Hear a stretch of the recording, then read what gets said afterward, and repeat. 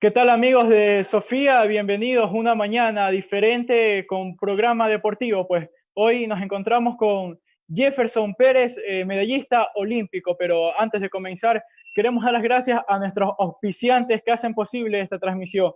Tal es el caso de Pizzería Express, la mejor pizzería de la ciudad. También tenemos a Cangrejoski, la cangrejada esta vez se queda en casa. Gusti, las humitas, pídelo a domicilio para tu hogar. También en nuestra página nos puede encontrar como envíalo con amor, detalles para la persona que esté enamorada y quiera conquistar a la otra persona. Y todo eso lo puedes pedir por Delivery Go. Pues sin más preámbulos, damos la bienvenida a Jefferson Pérez, medallista olímpico en Atlanta 1996. ¿Qué tal, Jefferson? Bienvenido. Un abrazo gigantesco a todos los amigos, todas las amigas que nos están mirando por este medio, solidarizándome con cada uno de los ecuatorianos por los momentos duros, difíciles que estamos atravesando. En algunos casos, penurias económicas, sin trabajo, falta de actividad económica como tal. En otro caso, personas que hemos perdido a amigos, familiares, vecinos, conocidos, colegas, que fueron afectados por los efectos mortales de esta enfermedad, de este virus que nos ha atacado a toda la humanidad. Así que mi profunda solidaridad con cada uno de ustedes, con toda la ciudadanía que estamos luchando día a día por intentar sobreponernos a esta dura batalla, a esta dura situación, tanto agentes externos como es el COVID-19, pero también a aquellos agentes internos, como es el síndrome profundo de la corrupción que ha amenazado tanto por décadas y décadas a los países, particularmente de América Latina, ¿no? Y el nuestro no ha sido la excepción, que se ha visto envuelto en una serie de problemas gigantes. Así es, Jefferson. Pues antes de continuar, mandar un saludo al team de la Universidad Laica Vicente Rocafuerte, al team más popular, nos dicen por acá, Leonardo Zambrano, que se va uniendo a la transmisión, y a los demás chicos de las diferentes universidades que nos están sintonizando también. Pues Jefferson, vamos a conocerte un poquito más a fondo. ¿Cuál era ese Jefferson, las aspiraciones de pequeño más que todo que tú tenías? ¿A qué te dedicabas más que todo? Mira, yo sí creo que el entorno te envuelve, el entorno puede influenciar en ti, pero también creo que existen actitudes de una persona para cambiar el entorno. Entonces, imagínate un niño vendedor de periódicos, un niño que trabajaba en un mercado vendiendo frutas, un niño que no conocía viajar a otras ciudades, a otros cantones del Ecuador por paseo de los fines de año. O sea, un niño en los cuales las vacaciones era irse al mercado y a las calles a vender periódico y vender frutas. Entonces, un niño que tenía un par de zapatos que tenía que durarle 2 a 3 años para darle a su hermano menor. Entonces, el entorno difícil, complejo, viviendo en un barrio que en ese momento tenía muchos conflictos sociales, entonces, complejo, bastante complejo. Pero como te comentaba, también creo que cuando existen pequeñas luces, muestras, hacen grandes cambios, ¿no? Y en mi caso particular, yo creo que el mejor ejemplo que tuve fue mi señora madre, una persona no vidente, imagínate, viuda, con 5 hijos. Por su problema visual, ella terminó apenas el tercer grado de escuela y nosotros éramos niños formados en la calle, o sea, no éramos unos angelitos, éramos niños formados en la calle. Imagínate esta mujer tan valiente, tan fuerte, que frente a estas circunstancias tan adversas decidió formar a sus 5 hijos. Y hoy, a Dios gracias, con la bendición infinita de Dios, sus hijos todos universitarios, cada uno de ellos esforzándose por salir adelante, sin hacer daño a nadie. Entonces, es cierto que el entorno influye, pero también es cierto que existen ángeles que nos pueden guiar. Así que mi niñez, ah, si quitas las limitantes económicas, mi niñez es espectacular, espectacular, porque no esperaba el del año de clases para que me lleven a Disney, no esperaba, porque no esperaba que fin de año me den un regalo, o Navidad me den un regalo súper lindo por Navidad, no esperaba, porque no esperaba que mis padres me dieran dinero para irme al cine. No esperaba. Lo que esperaba era un abrazo, un beso de mis padres. Esperaba el final del día para irme con mi hermana a jugar en el parque. Entonces, no me preocupaba de los zapatos porque les rompía a todos. Entonces eran zapatos los más baratos que encontrabas en el mercado. Y yo diría que una niña es linda, estupenda, con muchos sueños, con muchas ilusiones, muy divertida. Mi piscina era en Río Tomebamba, porque donde yo trabajaba, que era el mercado 10 de agosto, Río Tomebamba son 2 cuadras. Entonces, cuando era ya los domingos en la tarde y hacía un sol increíble con mis amigos niños del mercado, vámonos al río, vamos a nadar. Nuestra piscina olímpica era un río, Río Tomebamba, por cierto, uno de los ríos más hermosos que existen en el mundo. Entonces, yo diría, como te reiteré hace instantes, exceptuando el problema económico, yo diría que una vida infantil espectacular, linda, llena de emociones, de ilusiones, de sueños, de amor, de determinación, de coraje, de aprendizaje. Pues bien, y más que todo de niño, como ya comentabas, como comentabas tu historia de pequeño, ¿tú pensaste alguna vez qué aspiraciones tenías de grande? Yo quiero hacer esto. ¿Qué pensabas? Mira, una de las cosas que cuando estamos en ese entorno difícil, lo que piensas es cómo lograré sacar dinero para llevar pan a la casa. O sea, lógicamente no puedo mm, desmerecer que tuve ese periodo de infancia, ¿no? En que en las poquísimas, casi nulas horas que teníamos libres en la noche, cuando llegábamos a casa y veíamos todos televisión, un televisor de, creo que eran 12 pulgadas, y veíamos series en las cuales la típica, lo que nos pasó en toda América Latina, ¿no?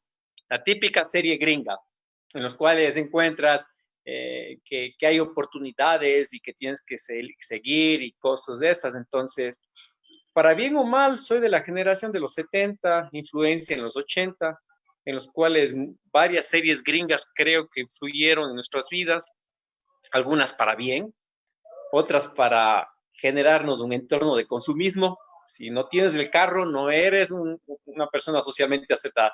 Si no tienes los títulos de posgrado, no estás tan bien preparado. Si no eres esto, si no eres lo otro. Entonces, creo que fue influencia de todo. Y cuando era niño, como te digo, lo que aspiraba es poder aprender una profesión. Siempre mi madre fue una mujer de un criterio muy fuerte, aprender la profesión. Y más tarde, más bien yo cuando crecí y estaba en la secundaria, cambió la aspiración de mi madre y nos empezó a influir en que hay que ir a la universidad, hay que estudiar, hay que estudiar, trabajar y estudiar. Entonces, creo que fueron aprendizajes muy importantes. ¿Cómo nace esa pasión más que todo por el atletismo, especialmente en la marcha? Sabes que la verdad que mi vida ha sido una serie de necesidades. Eh, yo empecé a vender periódicos por necesidad de llevar dinero a mi casa, un niño de 8 9 años, ¿no? Y, pero también cuando tuve 13 14 años, yo tuve problemas en una materia, en ese momento se llamaba educación física en la secundaria. Entonces, los problemas míos era que tenía muchas faltas a esa materia en particular. Y el profesor había indicado que yo iba a perder el año en caso de que, por faltas. Entonces, imagínate mi desesperación. Mi padre había fallecido, mi madre no tenía dinero para un año más De estudio. de estudios y sobre todo en una materia de educación física. O sea, y mis otras La vena materias más iban bien. fácil. Sí, en teoría sí, pero por faltas yo iba a perder. Entonces, el profesor dijo que al fin del año eh, harían una carrera y si yo ganaba esa carrera, entonces del colegio, si yo pasaría el año y si perdía la carrera, entonces yo perdería el año. Y me salió la necesidad de buscar ayuda. Fui a buscar ayuda, entrenadores me empezaron a entrenar y efectivamente 3 meses después aprobé la materia. En el resto de materias no había problema, pero coincidencialmente en esos 3 meses también participé en otros eventos locales que me llevaron a viajar ya por Europa, por Estados Unidos. Entonces fue como muy rápido, muy generosa la vida. Cuando me di cuenta, yo ya estaba en la selección nacional del Ecuador. En menos de un año de entrenamiento ya estaba en la selección nacional del Ecuador. Y en ese instante le sentí al deporte como ese medio o esa herramienta para canalizar toda mi energía. Te había comentado inicialmente, yo era un niño formado en las calles, o sea, formado en las calles. Alguna gente de mis amigos suelen decir, tú tienes 2 doctorados, el uno académico y el otro el lenguaje popular de la calle. O sea, me formé en las calles, ¿no? Entonces, era muy complejo, mi carácter muy difícil. Yo no peleaba porque necesitaba defenderme, yo peleaba porque me gustaba, se me gustaba. Cuando los niños dicen, a mí me gusta jugar tal juego, lindo, me emociona. A mí me gustaba pelear, me gustaba darme de golpes, ese era mi deporte favorito. Entonces, a través del deporte, oye, tuve la suerte gigantesca de canalizar esa energía, y ahí es cuando me di cuenta de que el deporte era el medio, era el vehículo que podría guiar mi vida. Disciplina, autocontrol, reglas, normas, y eso quizás cambió mi vida. Por acá nos dice Xaviera Vázquez de la ciudad de Milagro, nos dice que ella ha leído tu libro, Enardo. Dice que fue muy bonito y muy agradable todo lo que comentas en aquel libro. También manda saludos Darío Oviedo, como lo es Cristian Sánchez y Daniel Romero Salazar. Nos siguen en nuestra página y mandan saludos cordiales para ti, Jefferson, más que todo. Bueno, como te comentaba antes de empezar la entrevista tras cámara, te decía, ¿no? Quizás los periodistas de hoy en día no conocen, quizás los que se están formando, los colegas que estamos surgiendo, no conocen esa parte, quizás quién fue en realidad Jefferson Pérez, o también las personas, los niños que hoy en día, pero no saben el ícono que eres tú. Eh, ¿Cómo fue tu llegada a los Juegos Olímpicos? En este caso, la primera vez en Barcelona en 1992. Bueno, un pueblo que olvida su historia está condenado al fracaso, ¿no? Entonces, uno debe aprender de los aciertos, pero también de los errores de la historia. Historia cultural, política, económica, política, fundamentalmente. Es difícil cuando escucho a la gente no querer saber de la política. Y es doloroso porque mientras decimos y cerramos la puerta al espacio de la política, dejamos que los mismos nos sigan gobernando y administrando y dirigiendo y destrozando nuestra nación. Y mientras nosotros simplemente bajo el argumento de que esa actividad es mala, es corrupta, no es buena para los ciudadanos, nos escondemos tras una bambalina de excusas para no poner el hombro, para no meterlos y no querer hacer los cambios. Entonces, es complicado, ¿no? Y el de Barcelona 92 fue una situación bastante interesante. Yo llego a Barcelona 92 con 18 años, prácticamente un niño. Sin embargo, tengo un problema de salud. Me enfermo un par de días antes de la competencia. Y claro, 18 años y yo ilusionadísimo, emocionado con Juegos Olímpicos, mi primera participación, una enfermedad que me impide terminar la competencia, solo llego hasta la mitad de la competencia. Y coincidencialmente, ahora que estamos hablando del tema del COVID, una enfermedad que afectaba a mis pulmones, era una infección a las vías respiratorias, broncopulmonía. Entonces, yo recuerdo claramente, ¿no? Y por eso creo que es importante cuando me invitan a las universidades a dar charlas a los estudiantes, especialmente de las carreras de cultura física, las carreras de comunicación social. Yo les comento que eh, hay que analizar e investigar bien lo que está sucediendo en todo el entorno. No nos dejemos llevar por primer comentario, sino busquemos las fuentes primarias, ¿no? Y yo recuerdo que en el 92, regresando de Juegos Olímpicos, la prensa, entre comillas, especializada, porque acuérdate que en esa época no había prensa especializada. No Pero, había. claro, igual que Twitter y Facebook, ¿no? Ahora todos somos especialistas en todo y todos Así comentamos es. todo. Entonces, regresamos y, oye, el análisis del equipo olímpico fue muy fuerte. Los resultados no fueron buenos, fue una mala participación, pero en el análisis que se hizo en un medio de comunicación se había puesto 2 o 3 líneas al final de todo el análisis, ¿no? Que eran páginas enteras. Y decía, y para terminar este análisis, la vergonzosa participación del cuencano Jefferson Pérez.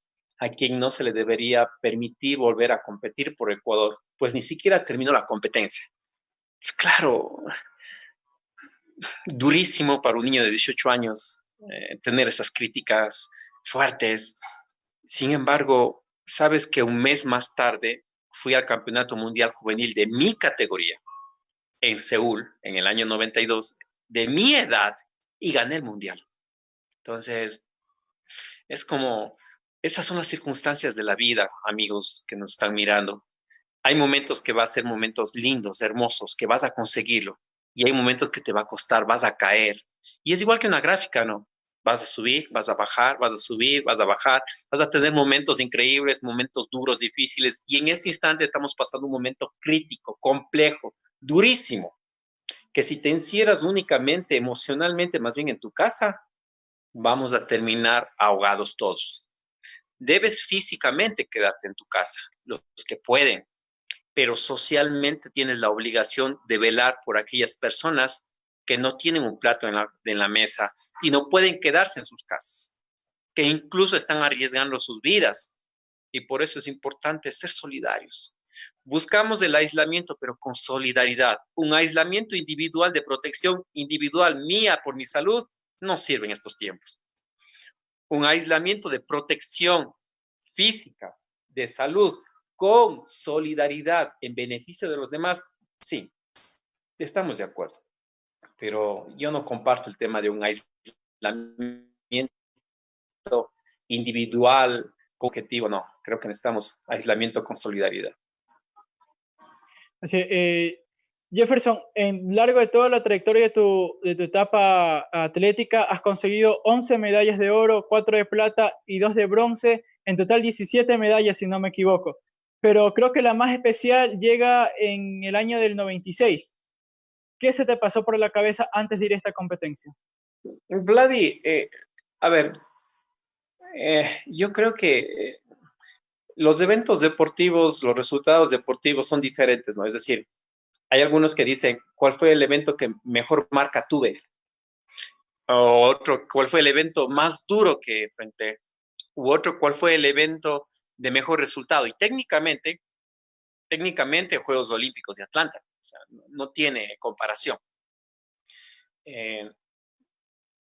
Sin embargo, yo diría el evento que rompimos los esquemas tradicionales de la teoría del entrenamiento, que le dijimos al mundo entero que los deportes de fondo no son aerobios.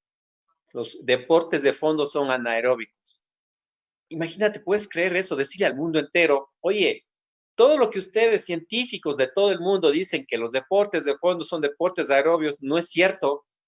Híjole, es complejo romper la teoría del entrenamiento.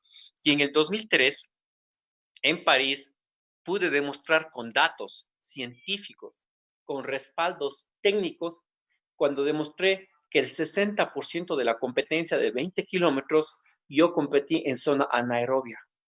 Entonces, destrozar. Ya no era solo que Ecuador gane medallas, ya no era solo que Ecuador esté en el podio, era que Ecuador estaba diciéndole al mundo entero, hay un nuevo mecanismo para los deportes de fondo, un nuevo principio teórico, ya no es aerobio, ahora es anaerobio. Entonces decidieron y el mundo empezó a cambiar, ¿no? Ya no se preocupaban todos en que lleguemos al límite de la zona de umbral. Zona de umbral es la zona en la cual tú puedes respirar y puedes competir sin ausencia extrema de oxígeno. Sino más bien la gente empezó a cambiar el cliché y decir, tenemos que buscar mayor tolerancia, que el deportista sea más tolerante al cansancio, más tolerante al dolor, más tolerante a la ausencia de oxígeno. Y de ahí vino un montón de teorías que hoy en día se están aplicando. Y eso, por ejemplo, mi vida cambió. Entonces, sí, Atlanta, lindo, hermoso, resultado técnico, resultado científico, yo diría París, romper un récord del mundo y decirle al mundo entero, oye, no es una competencia aeróbica, es una competencia nada.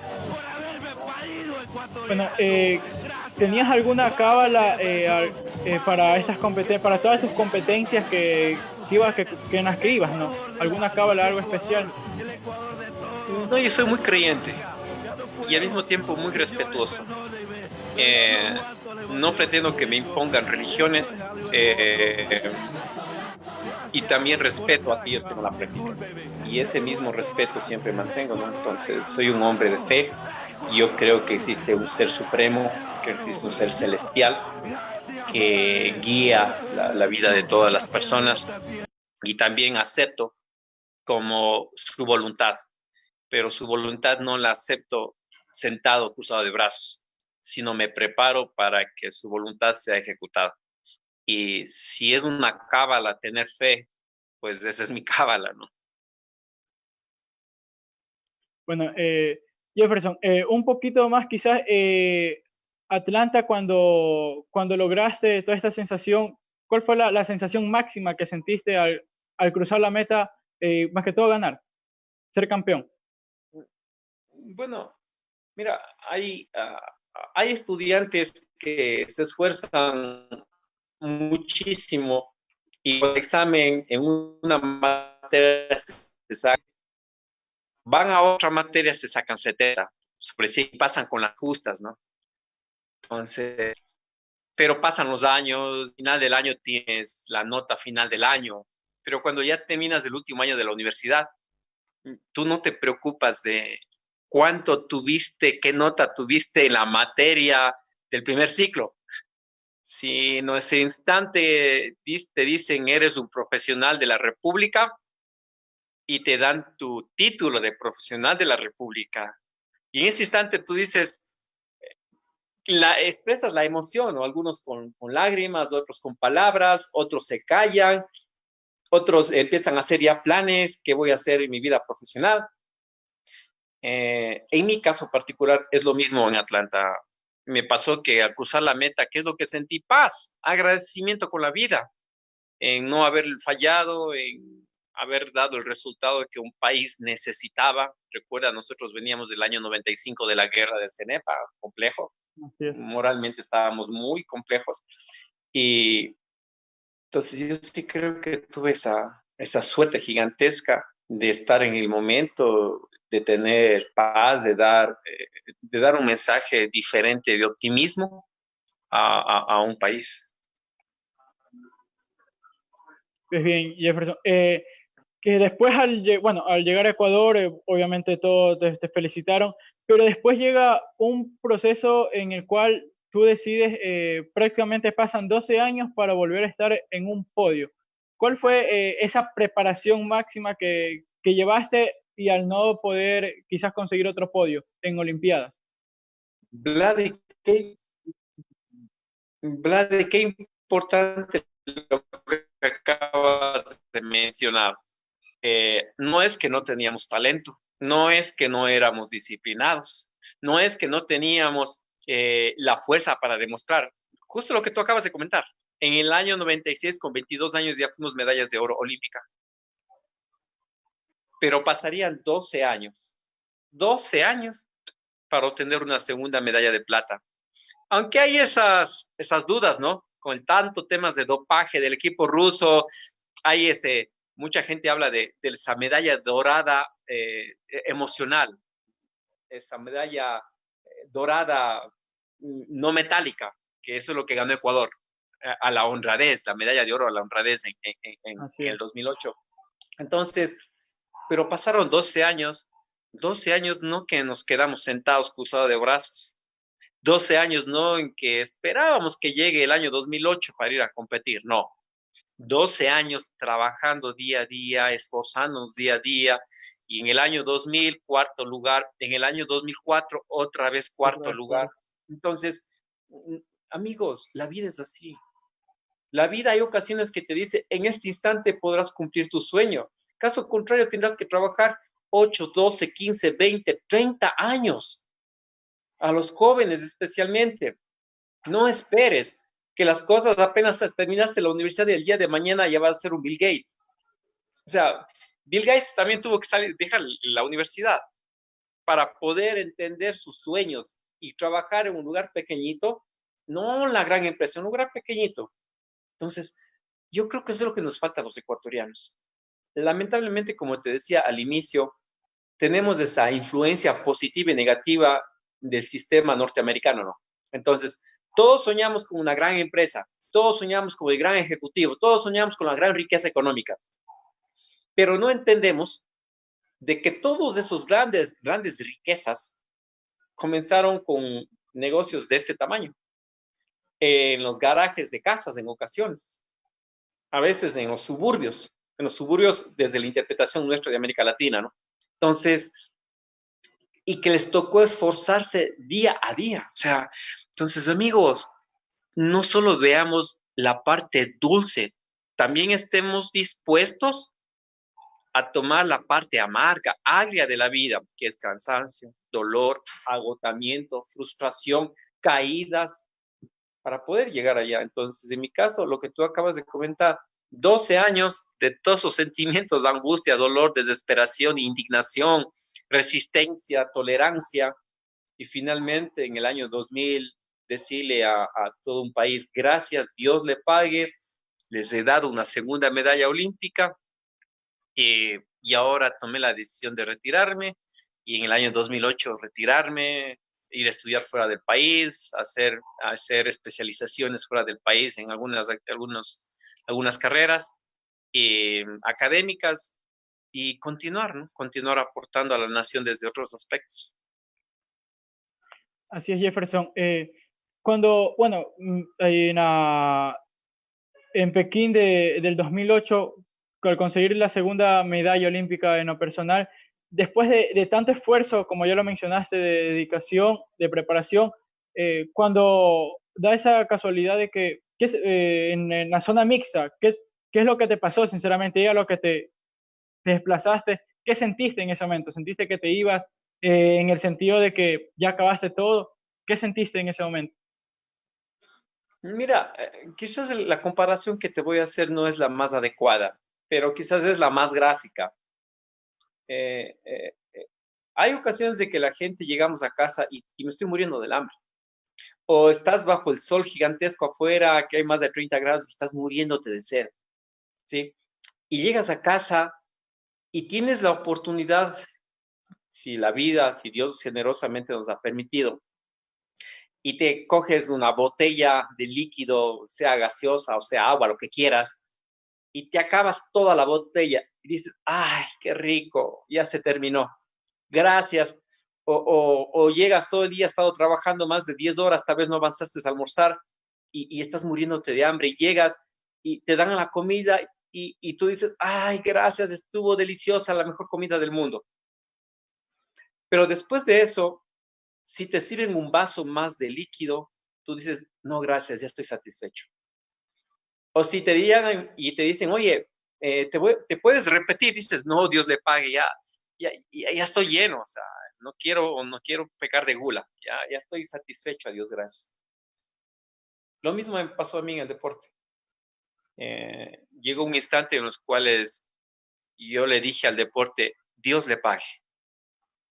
Ya es el momento de dar un paso al costado, es el momento de hacer otros proyectos. Y yo me retiré feliz. De hecho, algunos amigos querían vamos a hacerte la carrera de la despedida, como hacen muchos deportistas. Dije, no vamos a hacer nada. Vamos a decirle a través de los medios de comunicación a todo un país, Dios le pague por darme la oportunidad de representarlos. Y así fue como me retiré, con mucha gratitud, con mucha alegría, con mucha paz. Y no, no extrañé después de eso el competir. No extrañé después de eso el entrenar. No, simplemente agradecí a la vida por ese instante que tuve en mi carrera, tanto deportiva como profesional en general. Mientras en toda tu carrera, desde que empezaste hasta que te retiraste, ¿cuál fue el punto más alto y el punto más bajo que lograste conseguir o que lograste ver en ella? Yo diría que el punto más bajo, el más complejo, fue en el 99 y 2000.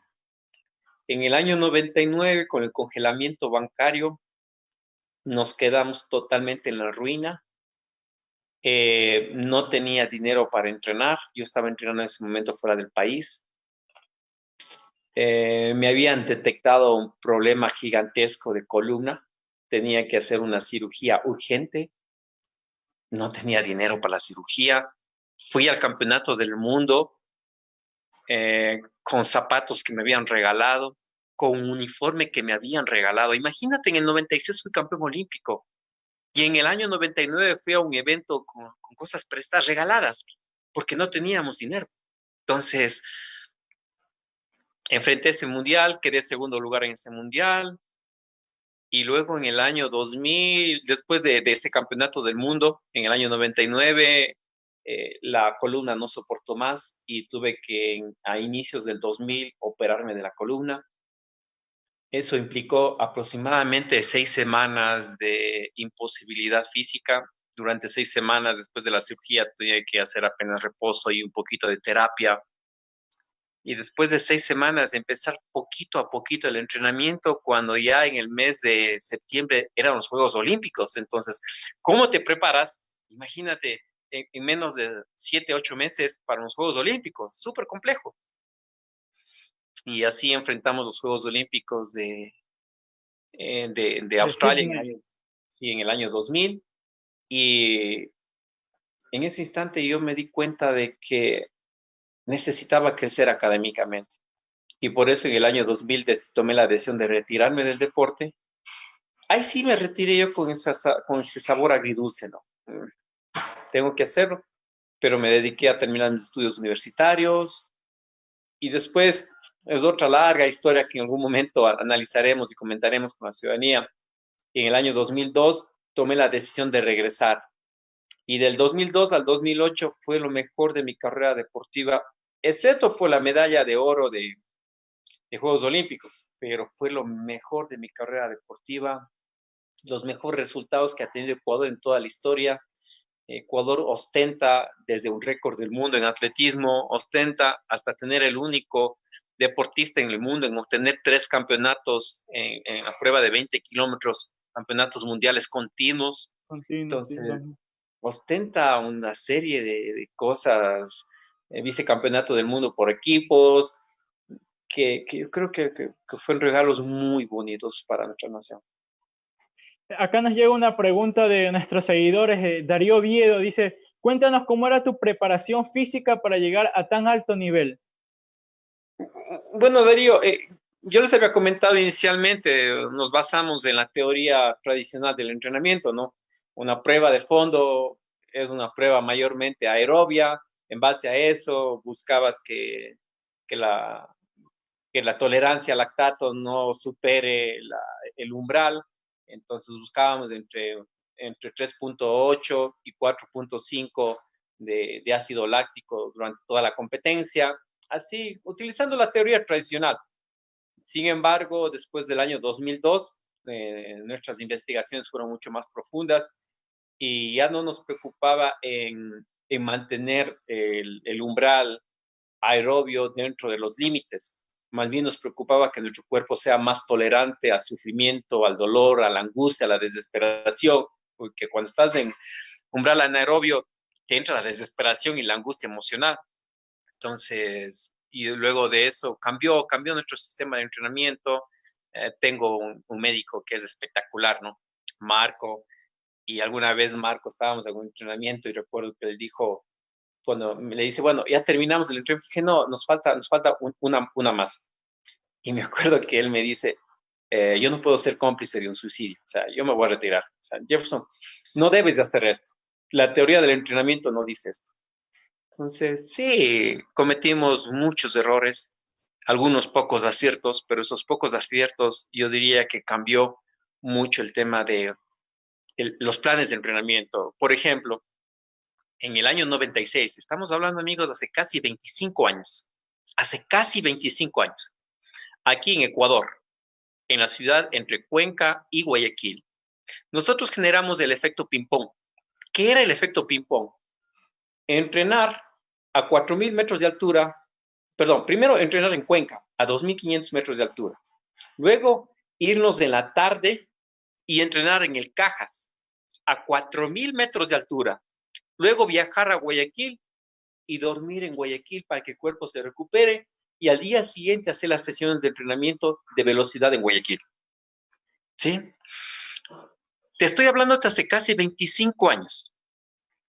Hoy en día, hace pocos años recién, en el siglo XXI, empezaron con generar el tema de entrenar más bien en ambientes que simulen altura, a veces para descansar, a veces para entrenar, pero es exactamente el mismo efecto que nosotros, los ecuatorianos, lo hicimos hace más de 25 años. ¿Cuál fue nuestro error? No haberlo escrito, no haberlo patentado, no haberlo publicado. Cuando tengas algo, escríbelo y públicalo. Ese fue nuestro error. Y probablemente fue, como les dije, se rompieron muchos esquemas, mucha teoría tradicional del entrenamiento y esos fueron cambios que creo que es importante, esos aprendizajes de la vida, ¿no? No importa lo que veas o lo que sepas, escríbelo, públicalo. Y si hay errores, alguien te va a corregir, pero no te quedes con lo que has aprendido. Eso es un error grandísimo, el quedarte con lo que has aprendido. Sí, acá, bueno, seguimos con los saludos para Alexis Carrasco, para Carol Valdés, para Manuel Barahona, para Jocelyn Goyes, para Edison Ramos, para Joel García. Y acá también nos llega una pregunta de Angélica Núñez que dice, ¿qué sensación tenías tú al cargar la bandera? Porque siempre se te veía con la bandera. Oye, eso es espectacular.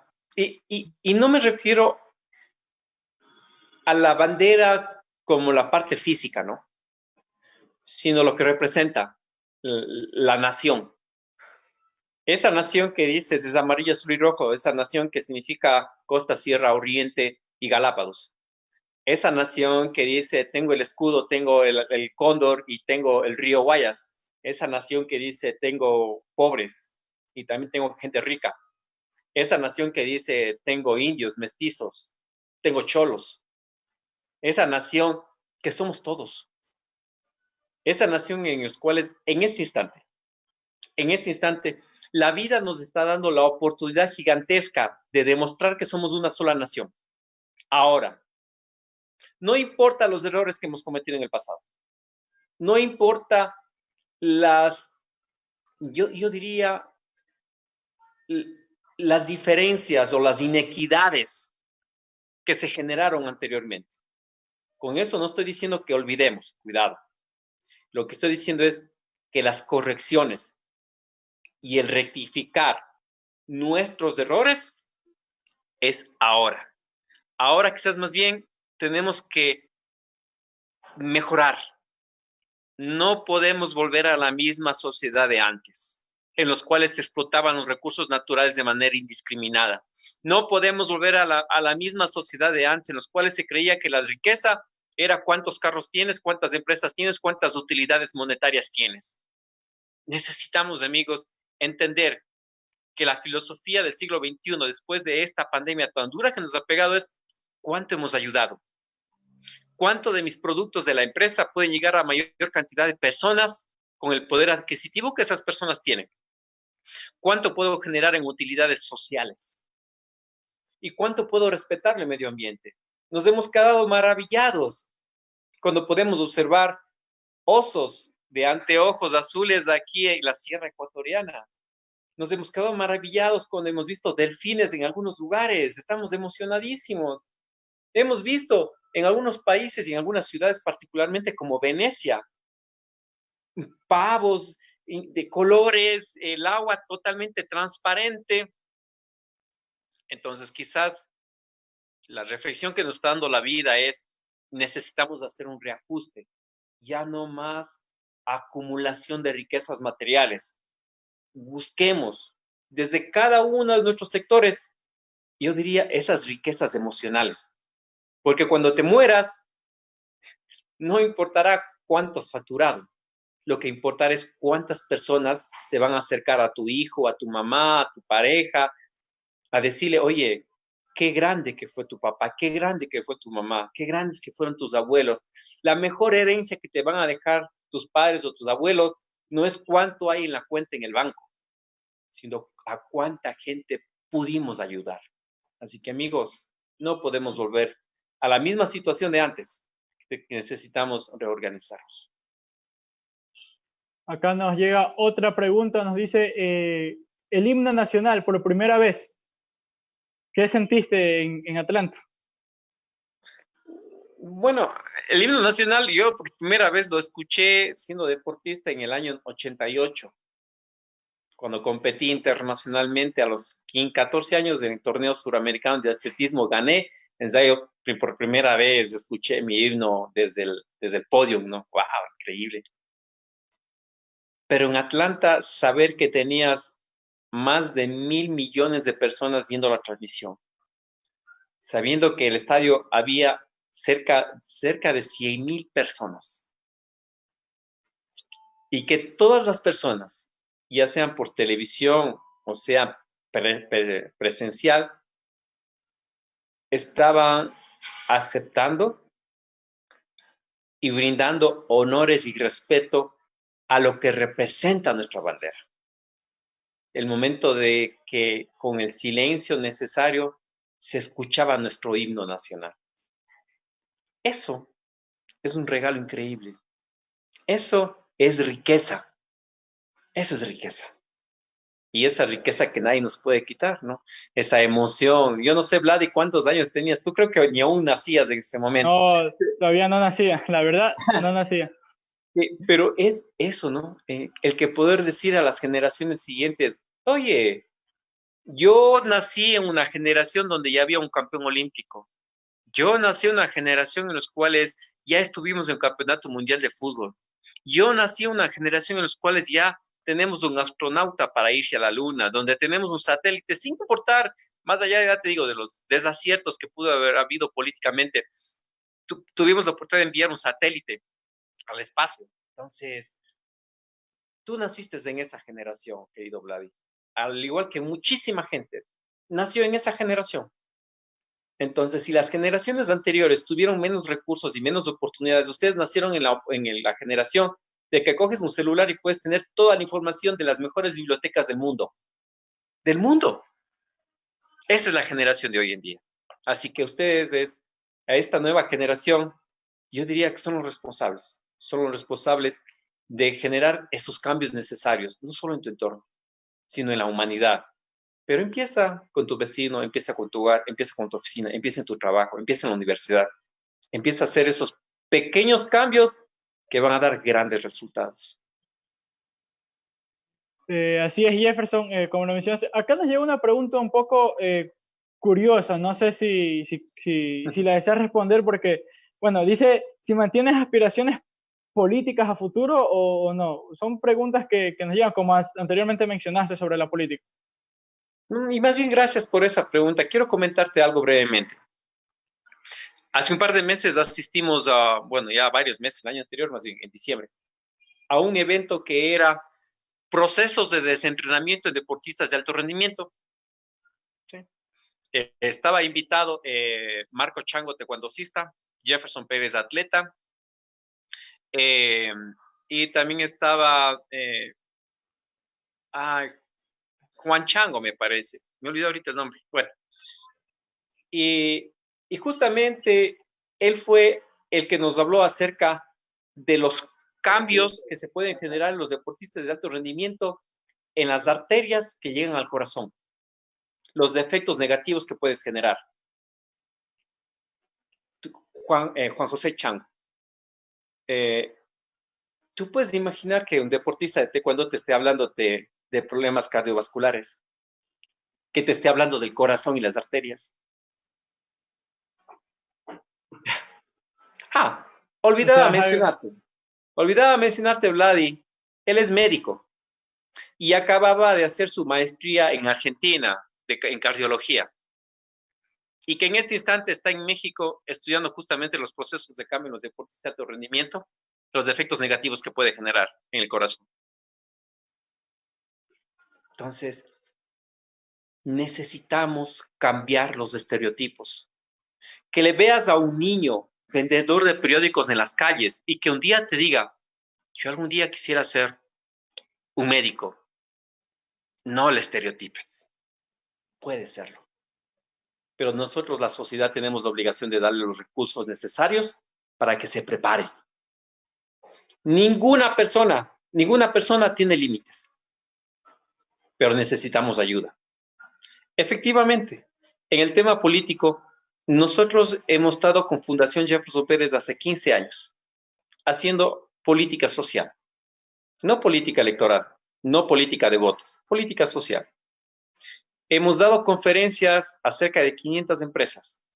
De esas 500 empresas, por lo menos una persona ha cambiado su visión de vida. Sí, nos falta mucho más por trabajar, efectivamente. Querido Vladimir, pero ¿tú crees que es justo que después de todo lo que la vida me ha dado, educación, identidad, país, nación, en que yo me quede encerrado en 4 paredes sin poder compartir todo aquello? Y por eso, hace 5 años, no, hace 4 años, tomé la decisión de hacer incursión en política pública. Para eso, me fui a una de las universidades más interesantes en Europa, llamada la Universidad de Salamanca. Es una de las universidades que ya tiene 800 años. Es una de las universidades más antiguas del mundo. Y en esa universidad estudié mi maestría en ciencias políticas, sí, efectivamente. Sin embargo, los procesos políticos no es cuestión de un título. Los procesos políticos no es cuestión de una persona. Los procesos políticos son cuestiones de actitud, compromisos y demostrar a la sociedad lo que estás haciendo. Y por eso voy a continuar a través de política social, seguramente con la fundación, seguramente con otros proyectos. En este instante mismo te quería comentar que somos parte de 12 proyectos de ayuda social, económica, financiera, alimenticia que estamos haciendo a ciudadanos en el país. No hemos publicado ninguna de esas propuestas. Estamos llegando a miles de personas y no hemos publicado nada en nuestras redes sociales. Porque una cosa es el compromiso social, la obligación moral, y otra cosa es la publicidad política.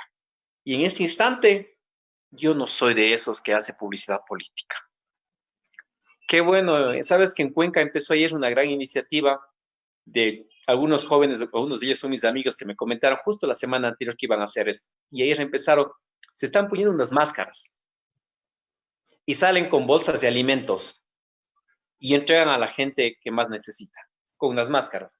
No sabes quiénes son, no sabes por qué lo están haciendo. Y tengo la suerte, un abrazo gigantesco a mis amigos que tomaron esa iniciativa, porque esa es la forma de ayudar. La forma de ayudar no es, déjame tomar una foto a ver cuántos likes o cuántos shares tengo. No, amigos. La forma de ayudar es cuando no les comunicas a nadie, pero lo haces, porque ¿sabes algo? Al final no vas a tener que dar cuentas a la persona que le ves a los ojos, sino vas a tener que dar cuentas a Dios. Y a él no puedes mentirle. Entonces, ¿eso es una política social? Sí, Vladi. Y en este instante, todos debemos hacer una política social. Todos. El rato que tú coges y entregues una librita de arroz a otra persona, eso es política social. El rato que tú puedas regalar un par de zapatos a otra persona que no tiene, a ese gran empresario que está haciendo todos los esfuerzos inmensos para no sacar a nadie de la nómina de trabajadores, eso es una política social. A ese obrero honesto, transparente, que está entendiendo de que la situación adversa que estamos, que las empresas no están facturando y que dicen, oye, yo me voy a ajustar también el cinturón. Es decir, todos nos tenemos que ajustar el cinturón. Eso se llama ser políticos. No los ladrones que nos están robando todo el tiempo. No, no, eso no. Esos no son políticos. No, esos son politiqueros oportunistas. Los políticos es de aquellas personas que toman la decisión de dar todo su amor, todo su tiempo, todo su conocimiento, todos sus recursos a una sociedad más justa y equitativa. Y yo creo que estamos a tiempo de cambiar esa perspectiva de que nos cambien más que todas las personas que nos gusta la política y que se quieren incursionar en eso. Y qué bien que tú lo has mencionado. Pues ya para ir finalizando, Jefferson, quizás ya lo has dicho todo, pero vale recalcar un mensaje para la juventud de hoy en día, no solo para la juventud, sino que para atletas que quieren, que como tú comenzaste, también quieren lograr algo para el país. Queridos amigos, vamos a tener esta oportunidad de enfrentar una dura situación. Recuerden que las pandemias llegan cada siglo, ¿verdad? Ya tuvimos justamente hace casi un siglo, ¿no? Sí, Eh, la peste sí, negra. Y tuvimos dos, ¿no? La Y de la salud, gripe española, sí. exactamente, la de salud, pero también tuvimos, recuerdas, la, la crisis financiera de los años 20. Entonces, dos, eso es una crisis tenaces. Y ahora la vida a esta generación ha tomado la decisión de decir, oigan, ustedes tienen que aprender también de esto. Seamos lo suficientemente sensibles para entender las correcciones que tenemos que hacer. Reiterarles una vez más, las grandes riquezas en el siglo XXI ya no es cuánto facturas y cuántas utilidades económicas genero, no, es cuánto hemos podido compartir con los demás y cuánto hemos podido solucionar y aportarnos bien en soluciones a la problemática social económica de una nación irregular, de una nación, más bien diría, inequitativa, más que irregular, inequitativa. Ahora tenemos esa gran oportunidad.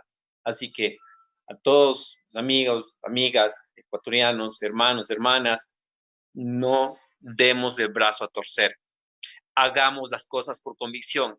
No te preocupes que un par de individuos que no conocen tu realidad, lo que tú estás haciendo por la nación, hablen desde la comunidad, de su espacio a través de una red social y que nunca han hecho nada. No, no te preocupes por eso. Ocúpate de la gente que más lo necesita. Capacítate, esfuérzate a diario. Vamos a salir de esto, sí, pero también seamos conscientes. En esta dura situación nos toca atravesar momentos de mucho dolor. Algunos hemos perdido amigos, hemos perdido familiares, conocidos, colegas, vecinos, y aún esto no ha terminado. Para cada una de estas personas, mi profunda solidaridad. Aquellas personas que están perdiendo los trabajos, aquellas empresas que están cerrando después de décadas de trabajo, que han generado solidaridad, ahora están cerrando porque no tienen los recursos para mantener. Mi solidaridad a cada uno de ellos. Mi condena total para todos esos delincuentes,